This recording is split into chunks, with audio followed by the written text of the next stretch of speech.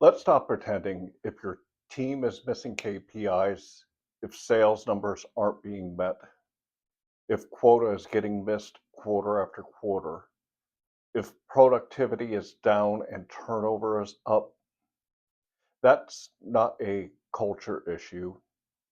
That is not growing pains. That is not a tough labor market. That is management. And leadership, it really owns it. Because most managers were never trained to lead. They were promoted, handed a title, and tossed into the deep end with zero tools. And now the business is paying for it in missed revenue, burned out employees, and people who are walking out the door. Here's what it looks like inside companies every day. Sales reps are missing targets not because they don't have effort, but because nobody is coaching performance. Operational teams are busy all week, but output is low. Hours are getting paid, but results aren't showing up. Managers are frustrated, employees are frustrated, morale is down, and people, they're not happy. Turnover, it's higher than it should be. Not because everyone suddenly became soft, because working under unclear leadership is exhausting. When employees don't know what matters, don't know what good looks like, and only hear from their manager when something goes wrong, they disengage. And disengagement is expensive. You don't just lose morale, you lose revenue, you lose execution, you lose clients, and you lose good people. I've watched this happen up close more times than I can really count. I've seen people who were absolute rock stars individually. I'm talking top of the leaderboard. They had the best KPIs, best results. They knew the tools, they knew the systems, they understood the process inside and out. They were operating at the highest level. And then they get promoted to management, and everyone claps. Great decision. They earned it. They're going to be an amazing leader. Except nobody trains them how to actually lead. No leadership development, no coaching framework, no instruction on how to manage performance through other people instead of through their own output. So what happens?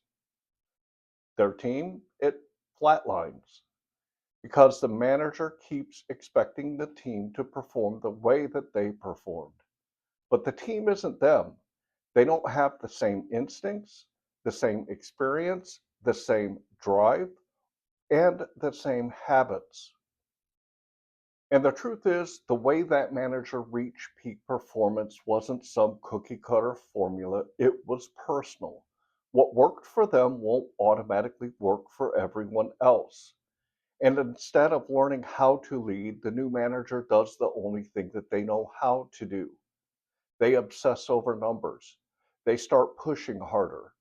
They get overbearing. And finally, they micromanage. Not because they're a bad person, but because they have no leadership training, no real tools, and no idea how to coach performance in other people. So now you've got a former top performer sitting in management with a team that's missing quotas. Morale is dropping and turnover is rising. And leadership is looking around like, what's going on with the team? What's going on is simple. You promoted production and got supervision. You didn't build a leader, and the business pays for it in missed revenue and burned out people. And this is where things connect. Onboarding affects performance, leadership affects retention, performance affects revenue. These are not separate problems, they're one system. Most companies keep treating them like they're unrelated systems instead of realizing the same breakdown is feeding all of it. And that's what I focus on, helping organizations see what's actually breaking down underneath the numbers before they waste time throwing random fixes at systems. Here's the deeper issue underneath all of this. Most companies think a new title equals leadership, and it doesn't. Leading people is an entirely different operating system. What leadership wants is simple. They want top performers' results to scale.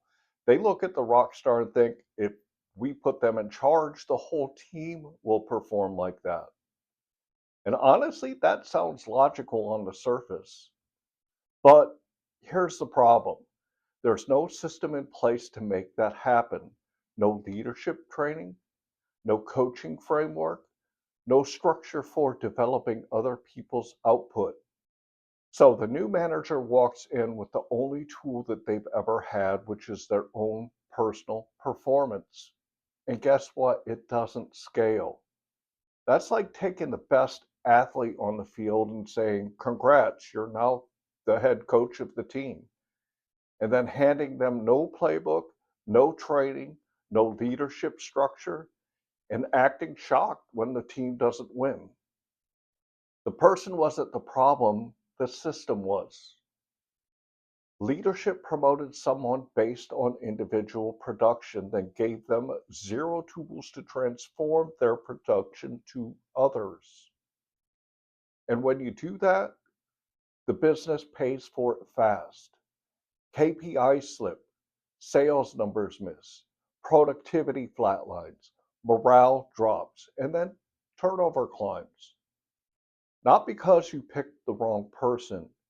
I want to make that absolutely clear. But it was because you built no leadership engine around them. That's what the real failure is. If you want managers to actually lead, here's what has to happen. There are four things that every company must do, no excuses. Number one, create a repeatable onboarding and leadership development plan. Top performers get promoted all the time. Most fail because we just hand them a title and a team. Stop doing that. Build a system that teaches them how to lead a team from day one. Not a one time training, but a structured path. Show them how the business measures success beyond their individual input. Walk them through your company's KPIs for your teams. Give them concrete tools, performance dashboards, conversation guides, accountability checklists. Check in during the first 6 months with real measures of leadership, not just individual KPIs. Look at team morale, turnover, engagement, the stuff that actually shows whether they can lead people, not just hit basic numbers. That is not optional. This is how you turn a rock star individual contributor into a capable leader. Without it, you're gambling with productivity, morale, and your revenue. Number two, then, fundamental training on being a strong leader. Being a top performer does not automatically make somebody a leader. Most companies act like it does, and that's why managers become overbearing or reactive. Train managers on core leadership skills they actually need. How to have hard conversations without destroying morale. How to delegate effectively and avoid micromanaging. How to coach performance through others, not just through their own output, and how to balance short term results with long term development. This is the foundation, and without it, everything else is pointless. You can't rely on instinct here. You're teaching a completely different skill set. Number three, then, understanding what team metrics matter. Managers often keep measuring success the way they did as individual contributors. That's the fastest way to fail. They need to know that the numbers that actually matter for the team. team quota attainment versus individual quota, utilization or output per direct report, retention of performers, timeliness of project delivery or service metrics. And they need regular check ins to monitor those numbers weekly, not monthly, not quarterly, but weekly. That way they can get the coaching before failure shows up on a dashboard instead of reacting after the fact. Number four, then, is mentorship and coaching. No manager should go in alone. Mentorship turns theory into action, and coaching reinforces it. Pair new managers with experienced mentors for their first 90 to 100 days. Provide real time feedback and guidance on difficult conversations. Show them how to make decisions that actually scale results across the team. This isn't soft skills, it's operational. It ensures that new managers don't repeat the same mistakes that tank performance in the first place. The bottom line, you want a team that hits numbers, retains talents, and scales results. You can't rely on individual excellence to automatically create leadership.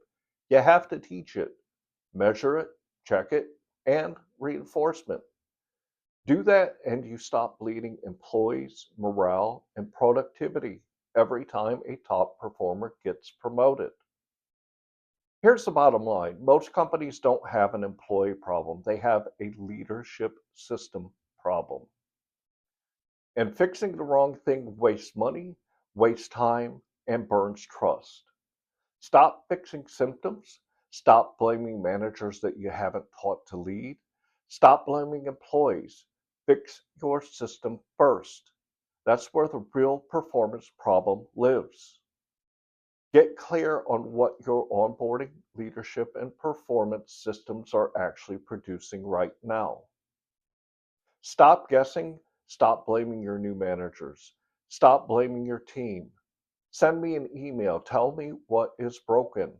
I'll help you build a system to train your new managers and get your numbers back on track. Onboarding, leadership, performance. We'll fix it where it really matters. I want you to ask yourself this, are your managers actually leading performance, or are they just hoping your KPIs will magically fix themselves while your top talent burns out?